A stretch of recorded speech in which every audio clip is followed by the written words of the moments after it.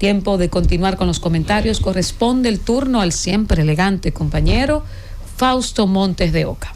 Muy buenas tardes, iluminada. Buenas tardes, amigos de la mesa. Buenas tardes al país que nos escucha a través de la Z101, haciendo comunicación con responsabilidad social.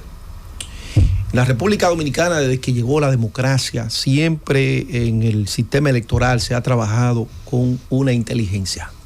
Los partidos que compiten en cada proceso siempre se enfocan en el voto que necesitan para ganar las elecciones. Recordemos que Juan Bosch, cuando llega al país, frente a Viriato Fiallo, que había sido un contrincante, vamos a decir, un político que había enfrentado al régimen de Trujillo, un doctor en medicina y una persona notable dentro de la sociedad, Juan Bosch inmediatamente se da cuenta de que el país tenía, o sea, no podía ponerse en la misma onda del discurso de Viriato. Viriato elaboró un discurso antitrujillista y Juan Bosch entonces elaboró un discurso totalmente diferente y ganó las elecciones. Nosotros vemos ahora que el voto adulto es el voto que va a decidir las elecciones en el 2024. ¿Qué significa un voto adulto? Voto adulto va de 36 años de edad a 75 años de edad. En el 2012, viendo un programa de un comunicador muy importante del país, él se fue a hacer un sondeo a una parada de carro en la Churchill, casi con Kennedy, esquina Kennedy. Y ese sondeo, todo el que le preguntaban, ¿por quién usted va a votar? En el 2012, la gente decía por Hipólito, por Hipólito, por Hipólito, por Hipólito. Y yo decía, pero va a ganar Hipólito. Cuando descubro el por qué tanta gente decía que iba a votar por Hipólito, precisamente porque Hipólito era fuerte entre los grupos de hombres mayores de 50 años. Ese grupo de personas que transportaban personas en carro público eran hombres y pasaban de 50 años de edad. Evidentemente que ese sondeo se hizo deliberadamente para que confundir a las personas y entender que Hipólito ganaba las elecciones del 2012.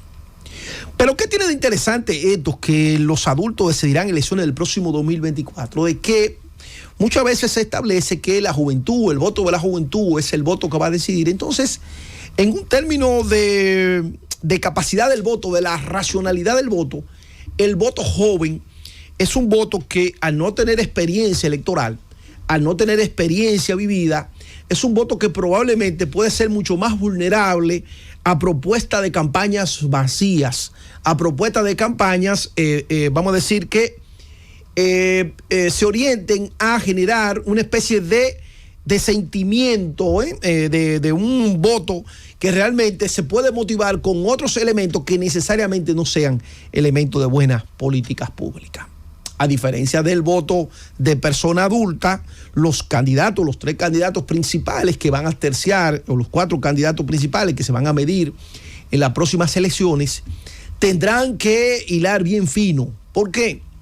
Porque el votante tendrá de 36 a 75 años. Esa masa crítica será la que va a decidir el destino electoral en la República Dominicana. Entonces, este es un votante que usted no le puede venir a hacer cuento chino. ¿Por qué?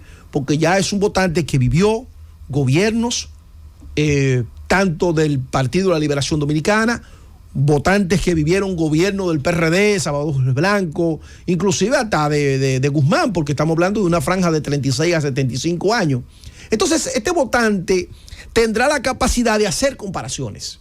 Entonces, cuando tenga esa capacidad de hacer comparaciones y comenzar a preguntarse en qué momento vivimos mejor, cómo está tal política pública, qué tanto se ha degradado la administración pública, cómo funcionaba el metro, cómo funcionaba pasaporte. Entonces va a ser un votante con una capacidad de racionalidad que va entonces a escoger un candidato o una candidata, porque pudiese aparecer una candidata. De hecho, hay una candidata que aspira por un partido.